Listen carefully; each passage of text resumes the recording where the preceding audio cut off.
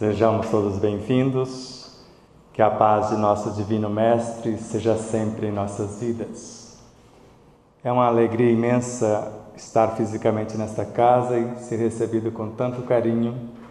A gente se sente num lar de esperanças, numa universidade de almas e no hospital de misericórdia. O tema é simples.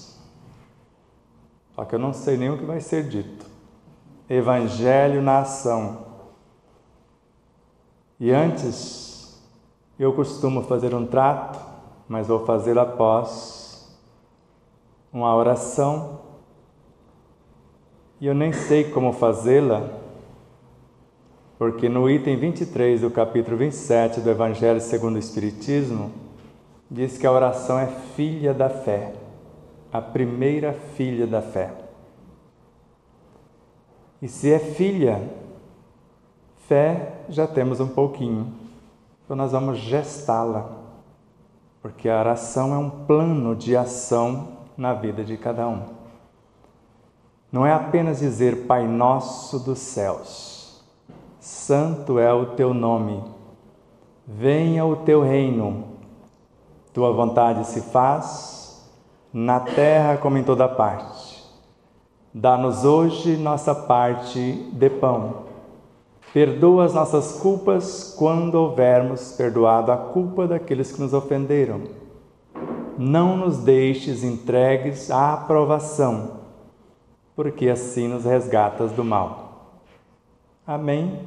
Ou assim seja, se eu concordar com isso, isso é a assinatura. Esse é o Pai Nosso aramaico. O mais antigo, ou os pergaminhos mais antigos, é assim que lá está. Porque às vezes nós dizemos, Pai Nosso que estais nos céus. E nós aqui na terra, parece que Ele esqueceu de nós. E isso não é verdade. Se existir céu, tudo é céu. Porque Allan Kardec escreveu uma obra inteira para provar que não existe nem céu e nem inferno como lugares. Inclusive o título da obra é este, nem céu e nem inferno. Não é o céu e o inferno. Então silencie um pouquinho, respirem com suavidade. Cada um do seu modo, fale ao Deus em secreto que está dentro de si. Porque se Jesus disse-nos que o reino de Deus está dentro de nós, com certeza Deus e o Cristo também estão. E a oração começa na feição de simples desejos, segundo Emmanuel. E viajam do coração para o cérebro. Esse desejo de sarar. E se amar, de perdoar-se, por exemplo. E quando chega no cérebro, ou cérebro espiritual, a mente, o que antes era desejo, agora se transforma em pensamentos. A nossa força de atração. E na tela mental que vai criando, vendo-nos tal como gostaríamos de ser ou de tornar-nos, o pensamento vai dando forma ao nosso projeto de vida nova. A intenção, a fé, o sentimento da vida. A palavra mentalizada ou verbalizada dá movimento. E as nossas atitudes darão direção. E Deus, o Cristo, seus emissários, vendo em nós as reais necessidades, a nossa humildade e sinceridade, multiplicará as possibilidades de uma vida plena, saudável e feliz. Tudo bem. O contrato é que a palestra termine 10 para meia-noite, mais ou menos. Ou Você dá para ver aqui pelos buraquinhos as minhas pernas. Enquanto eu não tirar o pé do chão, vocês não levantam da cadeira. E eu consigo ficar 3 horas sem tirar o pé do chão e sem sentir desconforto, nem necessidades físicas, porque simplesmente saio do corpo. O corpo vai ficar aqui paradinho. Quem tem olhos de ver pode ver o que vai acontecer por trás das cortinas. E quando falamos do Evangelho, às vezes eu fico confuso quando eu estudo a doutrina dos Espíritos, porque a doutrina dos Espíritos é muito confusa para mim. Porque na doutrina dos Espíritos tem a palavra indução numa tradução e na outra dedução. Para mim tem uma leve diferença, eu que não cursei os bancos das universidades, nem das escolas, senão o primeiro ano primário incompleto, mas parece que tem uma diferençazinha. Numa tradução da obra A Gênese está assim: o homem é o corpo, ponto. Nas demais, o homem é um pequeno mundo, o diretor é o espírito. O princípio dirigido é o corpo, que representa para o espírito a sua criação, da qual ele, o espírito, seria Deus. Tem diferença de uma tradução para outra? Sim, muito. Dá quase um livro, né? E quando lemos obras de Emmanuel e Chico, porque nós falamos assim, porque Chico é um pouquinho mais evoluído do que o próprio Emmanuel, e foi Emmanuel que disse isso. E às vezes nós ficamos imaginando, será que ele fez um processo de caridade e humildade, deixando o povo psicografar por seu intermédio, o que ele poderia ter feito, às vezes sozinho, porque na obra dele encontramos que se nós nos conhecermos e nos modificarmos, nós podemos acessar diretamente a fonte sem precisar de nenhum intermediário.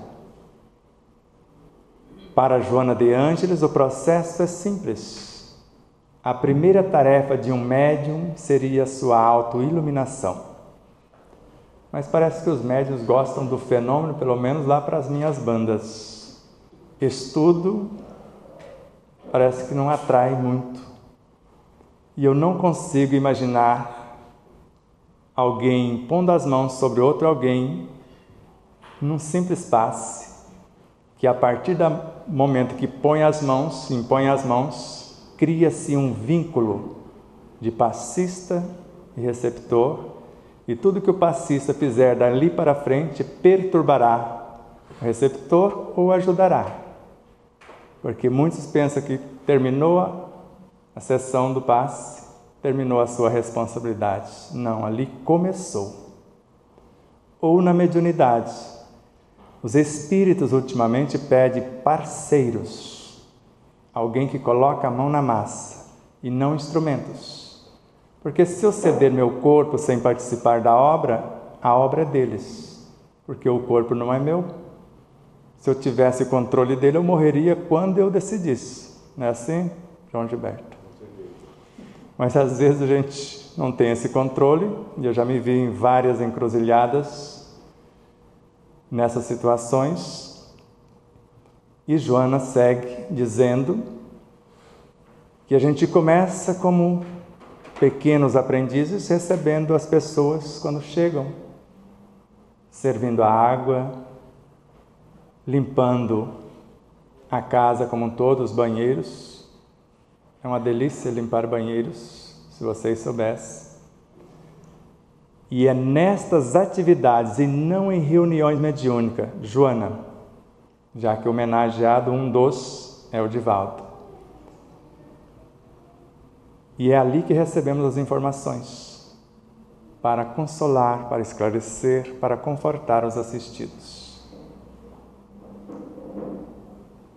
O maior patrimônio de um espírita consciente ou de um ser humano consciente é o estudo.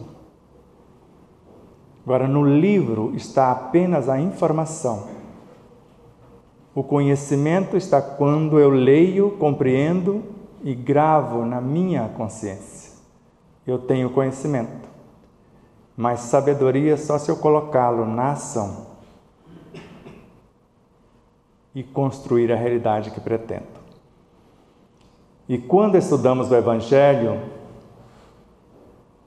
nós pensamos normalmente que o Evangelho é a Bíblia. Se fosse, tem 14.263 tradução e nenhuma interpretação. Interpretação e nenhuma tradução, senão o Novo Testamento com o Dr. Haroldo Dutra Dias, juiz federal e espírita consciente. E parece que ele está traduzindo o Atos dos Apóstolos, não sei se já terminou, e depois traduzirá o Velho Testamento. Porque das 55 traduções ou interpretações que estudamos, você quase enlouquece da diferença de uma para outra. Mas não precisa acreditar em mim. Na obra Estudando ou Analisando as Traduções Bíblicas, pelo pós-doutor Severino Celestino, ele vai analisar, vai comparar as traduções e cada um tira a sua conclusão. Não estamos maldizendo o livro, o mais adulterado do planeta. Isso é história. E a Bíblia, na realidade, é composta de 207 livros. E a ciência, a filosofia já comprovaram, já acharam os fragmentos, mas inteiros. E nós temos apenas fragmentos de 24 no Alcorão, 66 na Bíblia protestante e 73 na católica. Mas são 207. Alguém conhece o Evangelho de Nossa Mãe Santíssima? Ela também anotou. De Judas, o Iscariotes, de Pilatos, de Barrabás, existe. Ninguém que entrou em contato, não teve um que entrou em contato direto com Jesus, que não acordou, que não se transformou no decurso dos milênios. E na obra Irmão, na lição Renúncia, Chico anota o que Emmanuel dita. O Evangelho não está aqui nem acolá, mas sim em ti mesmo, portas adentro do teu próprio espírito, nos mais íntimos refolhos de sua consciência e de seu coração. Moleza, é só saber o que é espírito, o que é consciência e o que é coração, vai saber onde está. Joana de Ângeles, na obra Espírito e Vida, fala que é um repositório de força, vitalidade e vida. Ou seja, nós temos tudo dentro de nós. E no Evangelho segundo o Espiritismo, se todos os encarnados estivessem cientes, e acrescento conscientes da força que trazem em si mesmos, e colocassem a sua vontade a serviço dessa força, seriam capazes de realizar milagres, que não passa de um desenvolvimento das capacitações e aptidões humanas. E em Mateus, versículo 35 do capítulo 9, pregando o Evangelho do Reino e curando todas as enfermidades. É de interesse? Agora vamos entender o que é essa pregação do Evangelho. E na obra Pão Nosso, onde Emmanuel começa com esse versículo, na lição Socorre a Ti Mesmo, ele narra que nós devemos falar do Evangelho do Reino aos nossos órgãos. Eles são vivos, eles são educáveis. Você consegue, Robson, pregar o Evangelho para o coração quando ele estiver meio aceleradinho? A gente vamos tentar entender isso até o final. O Espírito é a soma de todas as nossas vivências, só para ter uma ideia do que é. não é o que está encarnado somente. Aqui está um pontinho, segundo Joana de Ângeles. Compare um pé de laranjeira repleto de frutos com uma semente. A semente é a alma encarnada. O restante é o espírito imortal. Leon Denis também fala isso na obra O Problema do Ser, do Destino e da Dor, e Joana de Ângeles na obra O Ser Consciente. Para Leon Denis, o que está aqui é uma diminuta fração e o restante não está aqui localmente. E nos aconselha ou nos conclama a aprender a abrir, a folhear, a ler esse livro oculto que existe em nós. O livro das metamorfoses do ser. Ele nos dirá o que já fomos e o que seremos. Porque no Espiritismo acreditamos que tudo cresce, tudo evolui. Ou seja, a batatinha de hoje vai ser um ser humano amanhã. Ou a lagartixa de hoje será. E se importarmos só a tecnologia de uma lagartixa, de uma salamandra, porque o último experimento que fizeram com a salamandra, porque se você arrancar uma perna dela, ela constrói outra em pouco mais de uma semana. Se você cortar o rabo dela e a perna e fizer uma brincadeira e mudar de lugar, ela transforma a perna em rabo, o rabo na perna. Nós não passamos por lá? Se acreditamos, onde está isso? Nesse livro oculto. E tudo que fizemos foi aprender a acessar isso. Porque se vocês me mostrar um só medicamento que cura alguma coisa, eu mudo minha tese. Agora, o medicamento que cura todas as coisas já está dentro de nós. E Hipócrates, o pai da medicina, já sabia disso. E afirmava em alto e bom som: a cura está em você. Quanto você está disposto a desapegar da doença para poder sarar? E que seu alimento seja seu único medicamento. Agora, alimento não é só o que se come. O que nós vemos, o que nós ouvimos, o que nós lemos, os abraços são alimentos. Eu já estou alimentado até a última geração da minha prole, porque eu recebi uma quantidade enorme de abraços, cada um vale mais do que uma refeição. E eu troco um almoço por um abraço. Ou almoço pelo um banho. Tudo bem até aqui? Está acompanhando? Sim.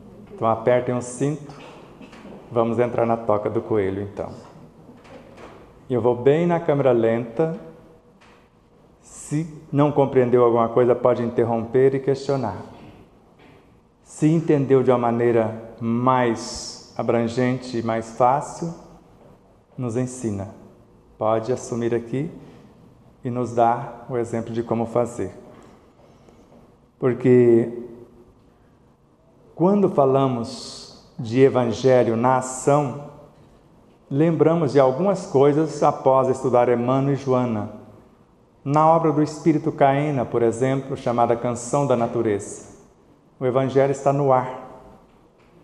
Se ele é força, vitalidade e vida, ele está na água. Ele está nos peixes. Ele está nas aves.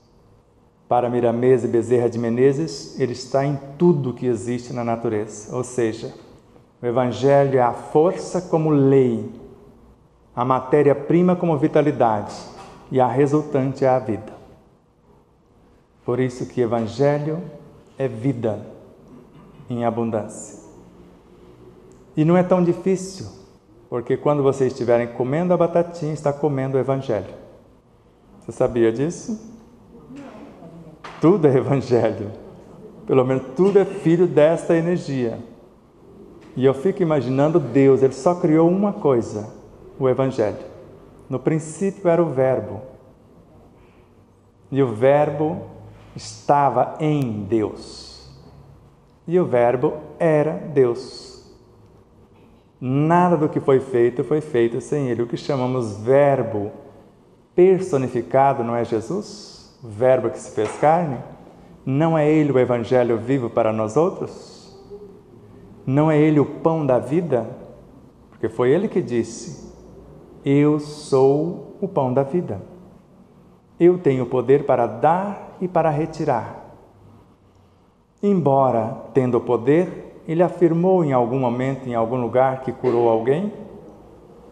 Ou sempre a sua fé te curou? E quando a gente fala em fé, aí que eu fico mais confuso.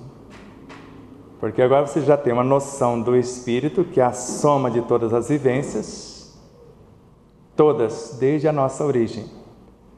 E Joana de Angelis narra que ele tem quase a idade do universo. Se ela estiver falando do Big Bang, já é muito para a minha cabeça. Porque é de 13 a 15 bilhões de anos. Mas ela estava falando do todo. E Stephen Hawking, que um dia acreditou na teoria do Big Bang, ele tinha uma mocinha que ele se consorciou com ela, chamada Ela, esclerose lateral amiotrófica, e colocaram ele dentro de uma banheira, porque ele mudou a tese dos universos e falava que tinha tantos quanto bolhas de sabão numa banheira. Como ele só mexia os olhinhos, alguém deve ter colocado o menino dentro de uma banheira e esqueceu. E ele contou as bolhas e mudou a tese. Existem infinitos universos só numa dimensão cósmica. E vários cientistas afirmam que se não estudarmos de 26 a 50, não entenderemos os átomos que compõem o nosso corpo. E Kardec nos ensinou a criar átomos no Livro dos Médiuns, para quem gosta de estudar. Está lá no Laboratório do Mundo Invisível, do item 126 ao 131. E nos ensinou a criar moléculas, conforme está em A Gênese, no capítulo 14, quando fala dos fluidos. Nós arrebanhamos uma porção de fluidos usando o pensamento, nossa vontade, gravamos nesses fluidos as nossas virtudes, condensamos esses fluidos em nosso perispírito, construímos moléculas saudáveis e curamos o nosso corpo. Está lá para quem quer fazer. E não foi só isso, é bem mais do que isso. Então já sabemos o espírito, o que é a consciência. Ele também perguntou a respeito. Que sentimento é esse que normalmente chamamos de consciência? Está na obra O que é o Espiritismo, na questão 127. São as lembranças intuitivas das boas resoluções tomadas pelo Espírito nas suas diversas encarnações. Revista Espírita, 1866, mês de junho, tem 2 artigos chamados Sono do Espírito. Lá tem a comunicação do Dr. Calais. Era médico quando encarnado e curava os pacientes encontrando a causa no desequilíbrio moral. Mudando moralmente, sarava o corpo. Ele não dava medicamento. A causa de todas as doenças está no desequilíbrio moral. Vocês fazem feitiço de vez em quando? Eu sei ensinar. Eu não tenho carinha assim de macumbeiro? Tenho, João. Querem aprender a fazer macumba? Também sei. Bruxaria. Magia. Porque feitiço é dar pequenas espetadas nas pessoas, às vezes falando encostado, machucando as pessoas, às vezes com a língua. Ramatiz fala que a magia verbal, quando é a língua, a fofoca, a calúnia e etc. A magia mental, quando eu penso mal de vocês. E na magia mental, para vocês imaginarem o poder dela, Miramês fala que um pensamento fere mais do que uma bala. Só para vocês imaginarem o poder da magia mental, quando eu penso mal do outro. Só que quem está sendo dilacerado sou eu, conforme Dias da Cruz, Chico Xavier. Uma vez disparada a palavra, segundo Kardec, ninguém mais muda a direção. E Chico dizia que a fofoca mata. E a pior magia do mal é a inveja e a fofoca. E aí está as causas de todas as enfermidades. Inclusive, para Ramatiz, o câncer é o karma do prejuízo que demos aos outros. Principalmente o prejuízo moral, na magia mental, verbal. Ele dá um terceiro elemento que eu não disse, que é a magia antifraterna, que causa a desunião na vida dos outros. E aí vem para a magia prática, aí você coloca a bruxaria e coloca a magia que é mais moreninha. Você sabe fazer? Agora você já sabe, né? Então o espírito é a soma. Já vimos onde estão as causas das enfermidades.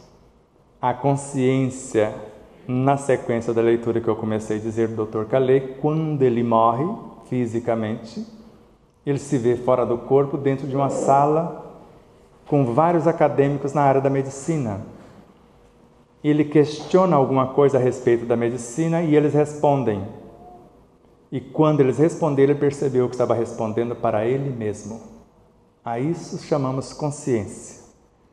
E Hermínio Corrêa de Miranda, num pequeno opúsculo chamado Hahnemann, o precursor da medicina espiritual, ele afirma com convicção que Hahnemann, como precursor da medicina espiritual, foi o pai da homeopatia. Mais atrás, ou antes de ser o pai da homeopatia, foi Paracelso, o precursor do magnetismo. E antes de ser Paracelso, ele sugere que ele foi Hipócrates, o pai da medicina. Ou seja, mais de 24 séculos estudando medicina, e tem pessoas que estudam 1 ano e pouco e querem receitar óculos para os outros. Não sei se vocês já viram. Acha que é médico e às vezes não sabe curar os seus próprios olhos. Então já temos a noção da consciência, que é a soma de todas as nossas vivências, e o coração. Joana de Anjos narra que o coração no espírito é o conhecimento transcendente e o amor vivenciado. A isso chamamos o coração. A sabedoria nasce do coração, da experiência vivida. Então já temos a noção do coração, da consciência, do espírito. E o corpo é uma criação do espírito, como já vimos. O energismo do corpo, conforme a Revista Espírita de Allan Kardec, fevereiro de 1864, toda a energia do corpo, cada átomo se renova em 2 meses. Se eu tiver um projeto de vida nova, que é a minha oração, que eu estou propondo fazer, em 2 meses eu tenho tudo novo em meu corpo. Quando eu li isso, nunca mais tomei remédio. Só mudar o comportamento. Não precisa fazer mais nada do que isso. Porque a vida renova num dinamismo irrefreável, ninguém consegue parar. Se eu mudar os pensamentos, sentimentos, palavras e atitudes, eu vou ter um corpo novo em mais ou menos 20 dias, que é o Camille Flammarion, ao invés de 2 meses, 20 dias, na obra A Morte e o Seu Mistério, no volume 1. Não só Camille Flammarion fala que a energia se renova em 20 dias, mais ou menos, e com a mentalização eu posso criar um órgão novo. Agora, como que a gente mentaliza o que não conhece? Se eu não estudar para saber o que é um átomo, como que eu posso criar? Eu sei com André Luiz que é a matéria mental, que é composta de seres vivos incontáveis, que vai me dar a condição de formá-lo. E ele próprio é um aglomerado de forças vivas. Sei que se eu tiver um projeto, se eu criar a imagem na mente desse átomo, ele vai tomando forma conforme o meu pensamento. A matéria mental que é atraída, segundo André Luiz, Leon Denis, e eu vou gravando nesta matéria mental a minha inteligência que eu tenho do que eu estou criando. Porque Allan Kardec atualiza o seu conhecimento, às vezes de um parágrafo para o outro. Conforme está na Gênese, no capítulo 11, item 10. Conforme as atividades, a natureza pode nos fornecer vários outros corpos. E no item, ou melhor, no parágrafo seguinte, que já está no item 11, para ser mais exato é preciso dizer: é o próprio Espírito, de acordo com a sua inteligência, que vai construir ou aperfeiçoar um novo corpo. Deus fornece apenas o material, a matéria-prima. Está acompanhando o raciocínio? Sim. Vocês comem de vez em quando? Não, sempre. Onde está a fome? No estômago cheio? A saciedade, onde acontece? No estômago cheio ou na quantidade que eu mastigo uma porção de alimento? Porque quase 95% do energismo é absorvido na boca se eu mastigar de 30 a 80 vezes.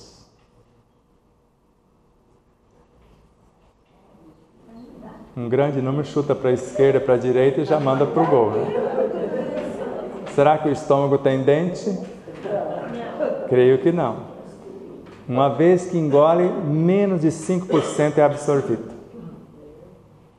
Por isso que a água nutre mais do que o alimento. E tocando na nossa pele somente, ela me acalma, eu saio menos dolorido ou sem dor nenhuma após um banho, com ciência do que está fazendo. E quando eu tomo a água, engoles, porque nem isso a maioria sabe tomar nem água. Enche o estômago da água, acha que está saciando a sede, sendo que a sede está aqui. A minha água está aqui atrás, em algum lugar. Opa, eu até derramei uma delas, que era para não tomar mesmo.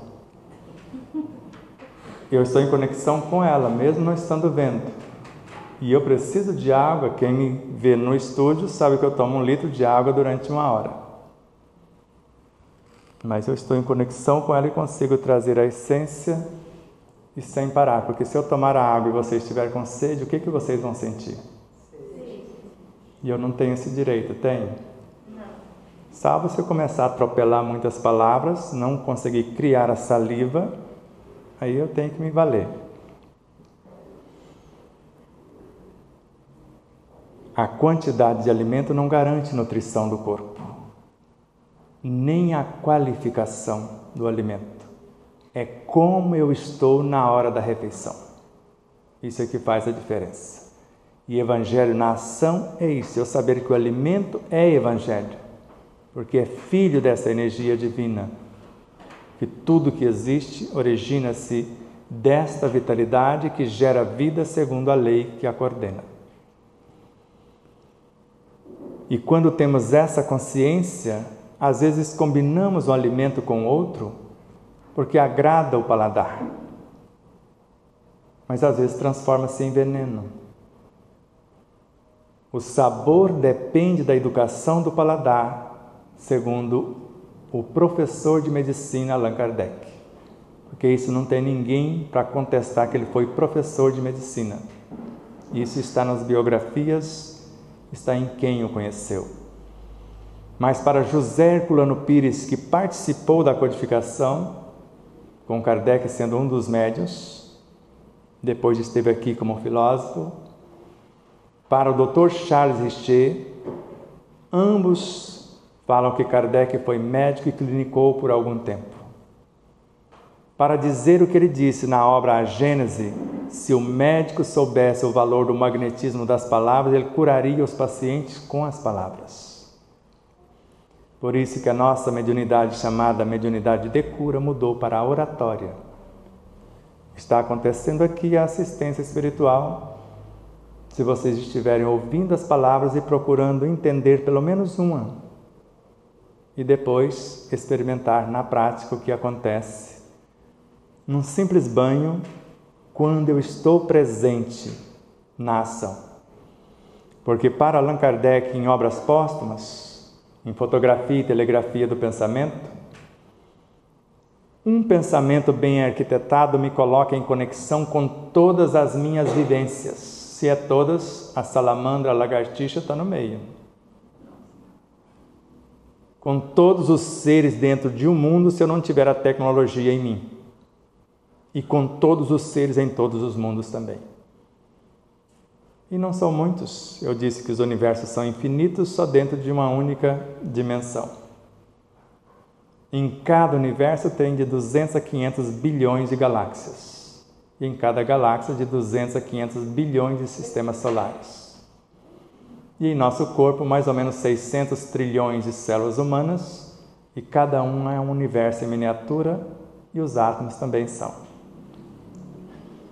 Então, diante dessa grandiosidade, sabendo que cada ser humano, queira ou não, cria ou copia de alguém 95 mil pensamentos a cada 24 horas, segundo Joana de Ângeles. Está na obra Atitudes Renovadas. Vocês vivem do próprio pensamento ou embarcam no pensamento alheio? Porque se eu quero, é André Luiz, eu penso. Se eu pensar, eu vou agir, colocar em movimento o meu potencial. Se eu agir, eu vou interagir com o entorno, com o interno. E se eu atrair os elementos conforme a minha proposta, eu realizo a obra que almejo. Porque a ciência acadêmica nos ensina a fazer transplantes de célula-tronco, curando Parkinson, Alzheimer, derrame cerebral, artérias, se eu quiser, se eu souber, se eu agir. Porque quem curou-se foi estudar, compreender o mecanismo e deu a ordem para as suas células fazer o que ele queria. Muitos curaram-se. Sumiram os profissionais da medicina, os cientistas que descobriu a técnica e criou-se a Big Pharma. Para vender a doença e depois vender a solução. Solução não sei se vendem, a doença é fato. Porque se vocês soubessem o que tem, censurado. Realmente é uma veneno. Os venenos. São os venenos. Mas vou por outro caminho. Meio segundo basta para transformar veneno em remédio. Então vamos fazer o contrário. Dona Francisca neutralizou todos os efeitos da quimioterapia mais potente, porque foi o câncer mais violento que a visitou, que é o câncer do reto. E nunca perdeu um fio de cabelo, que ela adorava seu cabelo branco azulado, lembra? Nunca perdeu um fio de cabelo. Como que ela fez isso? Quem não sabe, Dona Francisca é minha segunda mãe, porque eu não tive sogra. Tive mais 2 pais. Sortudo mais do que eu, tive 4. E o seu Nica, na maioria das vezes, me chamava de meu amor. Para mim, ele dizia com a boca cheia que me amava. Não sei se ele dizia com o mesmo entusiasmo para as filhas, que às vezes ficavam, inclusive a Vilma, às vezes ficava com ciúme.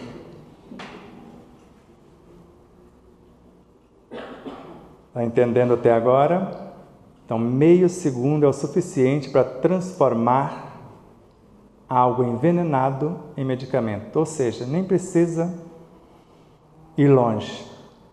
Quem estudou a obra de Masaru Emoto, ou pelo menos o documentário a respeito da água, o experimento da água, ele fez, por intermédio de companheiros e parceiros, o processo da oração para uma água poluída, transformando-a em cristais belíssimos, em mandalas, vocês vão ver na internet se procurar.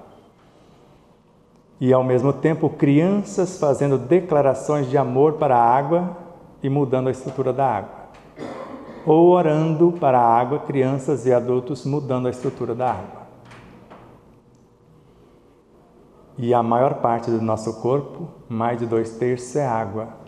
E Kardec nos ensina nos itens citados no Laboratório do Mundo Invisível que se podemos alterar a estrutura da água, agora eu não vou derrubar a segunda não, tá? Que podemos fazer em meio segundo, e eu posso alterar a água do meu corpo, conforme está no Livro dos Médiuns. Então, o que seria mais vantajoso? Tomar o copo da água que alguém magnetizou, que eu nem sei o que foi feito, e se eu duvidar, transforma em veneno, ou aprender a magnetizar todo o meu corpo, com os meus próprios pensamentos. Porque André Luiz, em Evolução em Dois Mundos, narra que temos em nós uma fonte inesgotável e inestancável das próprias energias, que é o nosso pensamento contínuo. E em Mecanismo da Mediunidade, ele reafirma, queira ou não, cada alma possui no próprio pensamento a fonte inesgotável das próprias energias. Ou seja, creio que nós estamos à beira do poço morrendo de sede. Porque o que fazem é armas para matar os vírus, as bactérias, os micróbios, os vermes, pensando que são eles os causadores das enfermidades. Isso já foi provado por contemporâneos de Allan Kardec. Nasceram 3 deles logo depois do nascimento de Kardec. Claude Bernard, em 1813. Antoine Béchamp, em 1816. E Louis Pasteur, em 1818. Louis se vendeu para a Big Pharma e vocês sabem o que ele fizera durante a vida, criando medicamentos e outras coisas que ele não pode nem dizer, começa com V e termina com alguma coisa. Com A, quase gostei da...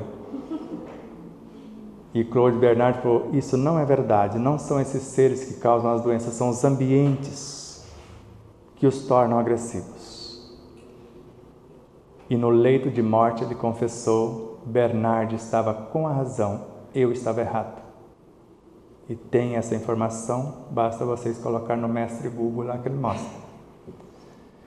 E Antoine Béchamp falou, não são eles, e ainda quem cria os pequenos parasitas, chamado prótites, no interior dos átomos são os pacientes, com os pensamentos desgovernados e as emoções em desalinho. Isso naquela época. Então, o que é que precisa para curar-nos? A mudança de pensamento. E é 4 coisas simples, porque no Evangelho segundo o Espiritismo, a liberdade é filha da verdade. Basta pensar na verdade. Mas o que é a verdade? O que eu faço que não prejudica a mim e nem aos meus semelhantes, em qualquer estágio evolucional. Porque o bem de todos é o eterno princípio, conforme Evolução em Dois Mundos de André Luiz. Sentir o que está pensando. Eu penso da forma, eu sinto, dou vida ao que penso. Então as minhas palavras têm o poder de curar ou de matar. Se é verdade, tem o poder de cura. Porque minha mãezinha fazia uma oração e estancava a hemorragia, ou de um animal, ou de humanos mesmo, em alguns segundos. Acalmava tempestades, como Jesus também o fez. Eu não sabia o segredo de virar a madeira que estava queimando, virar para o outro lado, né? A gente chama de tição, não sei se vocês chamam. Qual era o segredo de virar o contrário? Eu sei que a tempestade acalmava rapidinho. E meu avôzinho, paizinho dela, se o fogo estava invadindo sua fazenda, não tinha os aceros, né? Ele passava e no lugar que ele passava o fogo parava onde ele pisou com seus pezinhos. Que poder é esse? Ele era macumbeiro ou benzedor? Que lá a gente puxa no R, lá em Minas Gerais. Ele sabia o poder que tinha e trabalhava em nome do Cristo. Porque Jesus esteve aqui e falou que estava cuidando dos negócios do pai dele. Eu estou aqui cuidando dos negócios de meu Pai, e não sou eu quem faço as obras, é Ele que as realiza por meu intermédio. Eu só faço a vontade do meu Pai que está nos céus, e nós queremos ter livre-arbítrio. Basta fazer a vontade do Cristo que está em nossa consciência, e não precisa escolher entre esta ou aquela, porque só tem uma possibilidade. Pensar na verdade, sentir o que pensa, falar o que sente e viver o que fala. Se sentimento dá vida, a palavra dá movimento, a atitude dá direção. Então não é tão simples na aparência, mas quando vocês começarem a praticar, torna-se prazeroso. Torturante vai ser a atitude de tomar esse copo d'água de uma vez. Porque quando vocês colocam um gole na boca, mais de 35 milhões de pequenas glândulas se abrem quando vocês simulam mastigar a água. Abre e fecha a boca. E a energia da água, sem engolir, sara a dor de cabeça. Sacia a fome. Quem quiser diminuir o peso, basta mastigar um copo d'água em goles, mentalizando o peso, porque foi o primeiro exercício que eu fiz. Tinha quase 97 quilos, 97,5, quase 98, e em 20 dias eu estava com 75, que foi a minha ideação, o meu projeto de vida. Apenas mastigando a água, antes mentalizando, porque eu crio átomos, respirando, o alimento nutre o corpo em mais de 70%, pisando no chão, abraçando árvores, o banho de forma consciente. Chegamos a curar sinusite embaixo do chuveiro, com o poder da água. E depois que fizer tudo isso, mastigou a água meia hora antes da refeição e ainda permaneceu com fome, pelo menos vocês vão comer de 30% a 60% menos. Não consegue comer mais do que isso. E saber que não é estômago cheio que garante a nutrição, mas sim a qualificação não interfere muito, mas como eu estou na hora da refeição. Porque o experimento foi feito com a criança de 4 aninhos de idade. A oração antes de comer. E ela adorava a batatinha. E o frei da Igreja Católica era também cientista. Ele tirou a foto Kirlia da aura da batatinha antes da criança fazer a oração. Depois, a criança fez a oração com essas palavras: obrigado, Papai do Céu, pela batatinha que eu vou comer. Era o que ela sabia falar.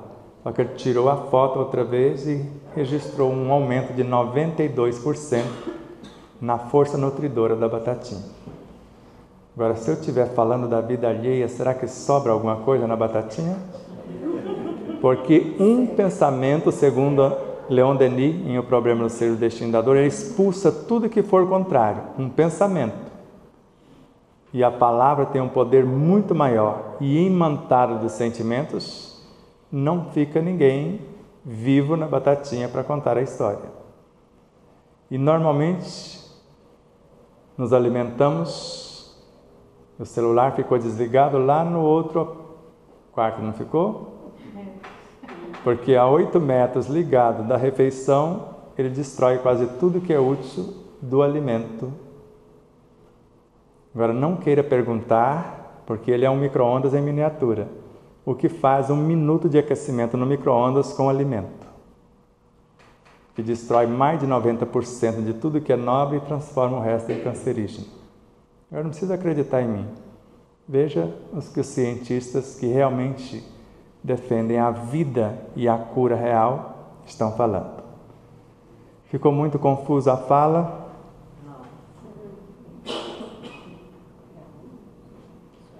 Se não foi a contento, depois você devolve o dinheiro para eles, né, que você comprou. Tá? Dá para aproveitar alguma coisa? Então vamos fazer o exercício imaginando. Se a cada segundo morre e renasce de 100 a 600 milhões de células, então imagine o que vai acontecer em menos de 5 minutos. Cada célula do nosso corpo vai renascer com um novo propósito de vida, que é simples, conforme nos ensina Joana de Ângeles, já que um dos homenageados é o nosso amado Divaldo Pereira Franco, com 98 anos de vida, a quem agradecemos pela sua obra que mudou a nossa vida, juntamente com os demais que citamos e outros tantos. As ideias enobrecedoras, os planos de futuras ações benéficas são portadores de energias equilibrantes, que reorganiza os complexos campos celulares, harmoniza-os e aumenta-lhes a produtividade. Como é isso? Ideias são vários pensamentos com o mesmo foco, com o mesmo sentido. Então eu pensei, repensei, pensei de novo, desejei, construí uma ideia. Planos são várias ideias que convergem para a mesma realidade, para a mesma função. Então as ideias e planos, quando eu começo a pensar, eu começo a interagir e atrair do meu íntimo e do entorno o energismo para dar forma ao que eu estou pensando. A minha intenção, o meu desejo, mediante a minha fé, vai dar vida ao que eu estou criando. A mentalização da cura vai dar movimento a esta energia. E a atitude para curar-se vai dar a finalização. E é assim que ela recomenda. Os interessados devem visualizar-se saudáveis, em perfeito equilíbrio, ver-se curados, assumindo novas responsabilidades ou desenvolvendo as atividades que pretendem concretizar. Respirem com suavidade e sinta a energia da natureza que for acarreada para cá pela espiritualidade, em nome do Cristo, por amor a Deus. E cada um, se deseja curar-se, ame-se, perdoe-se, não se culpem. A culpa dilacera os nossos corpos. O perdão faz bem para quem perdoa, liberta quem perdoa. Só não liberta o perdoado. O perdoado só se liberta quando ele corrigir o desatino. O amor faz bem para quem ama. Assim, Paulo de Tarso narra que o perdoar ao inimigo é pedir perdão para si mesmo. Perdoar a um amigo é dar a ele prova de amizade. E para Joana de Ângeles, quem ama, sem condição, sem exigência, cura-se. Quem recebe amor, recebe apenas estímulos. Quem ora, cura-se, porque a oração é um dos mais potentes mecanismos na autocura. Quem recebe a oração, recebe apenas estímulos e alívios momentâneos. Inspirem, sabendo do poder nutridor e terapêutico do ar. Pensem, desejem o que foi, ficou como experiências. Basta vocês lembrarem de Paulo de Tarso, ou melhor, de Saulo, que perseguia, prendia e tirava a vida de quem acreditava em Jesus. Jesus nunca o condenou, mas estimulou a sua transformação em Paulo, a pregação do seu evangelho pelo exemplo, porque foi ele que disse: pregue pelos 4 cantos do mundo o evangelho, se necessário, use as palavras. Francisco de Assis disse a mesma coisa também. O aproveitamento total da energia, seja qual for que chegar até nós, o não desperdício de coisa alguma e o fazer o máximo com o mínimo é um dos segredos para nos tornarmos as criaturas mais pacíficas, mais serenas, mais saudáveis e mais felizes. E a alegria de viver, a gratidão pela vida e a esperança de melhoras fortalece o sistema imunológico em 300.000 vezes, segundo a ciência. E quem serve pelo prazer de ser útil progride sempre, conforme Emmanuel em Fonte Viva. E encontra em si mesmo, no Evangelho que está em si, os recursos para a solução de todos os problemas. E finalizando com Emmanuel, e depois com Joana de Ângeles, na obra Servidores do Além, Emmanuel assim afirma: quando 1% do cristianismo de nossos lábios conseguir transformar-se em nossos atos de cada dia, a terra inteira será plenamente libertada de todo o mal. E Joana de Ângeles, na obra Plenitude: quando um de nós nos erguermos em oração para Deus, transformando-se na ação, erguemos conosco a humanidade inteira. A paz do Cristo, a paz de Deus seja com todos. Todo mundo bem? Tudo bem. Nem doeu, não é verdade? Doeu, Jéssica? Não. Então, se a Jéssica falou, a coisa mais simples é sarar. Basta tomar a atitude. Com certeza. Joana de Ângeles, como espírito amigo no Evangelho, estou olhando porque eu tenho 1 minuto ainda. Mas até mais, sem problema. Ela fala que Deus encoraja todos os esforços que tendem para o bem, multiplicando 100 ou 1000 vezes a mais. Então imagina, mas eu tenho que dar o primeiro passo. Einstein dizia que 99% era transpiração, 1% era inspiração. E Chico Xavier fala que nós evoluímos por 2 motivos, ou por 2 meios, por 2 métodos. Ou pela transpiração, ou pelo choro.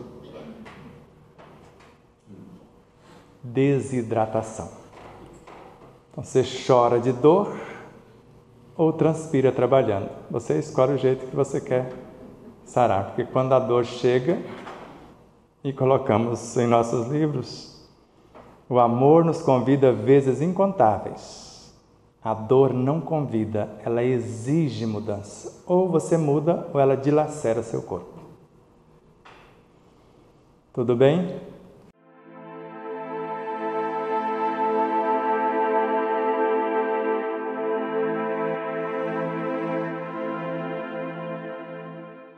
E aí, você já adquiriu o seu exemplar da obra O Despertar da Consciência de Sal da Terra à Luz do Mundo? Ou até O Despertar da Consciência do Átomo ao Anjo? Basta você passar uma mensagem em nosso WhatsApp 11 9 74440770 e falar com Neuza Leal. Faremos chegar o exemplar ou os exemplares até você, com ou sem o autógrafo. Desde já, infinita gratidão. E espero que vocês possam rever, compartilhar, se inscrever. Diga que gostou ou não gostou, faça seus comentários, porque é sempre uma honra imensa tê-los como os nossos auxiliares, não só a vossa audiência, por nos seguir em nossas redes sociais, por se inscrever aqui no canal do YouTube, por compartilhar por fazer tudo o que possa para nos auxiliar nessa interminável jornada.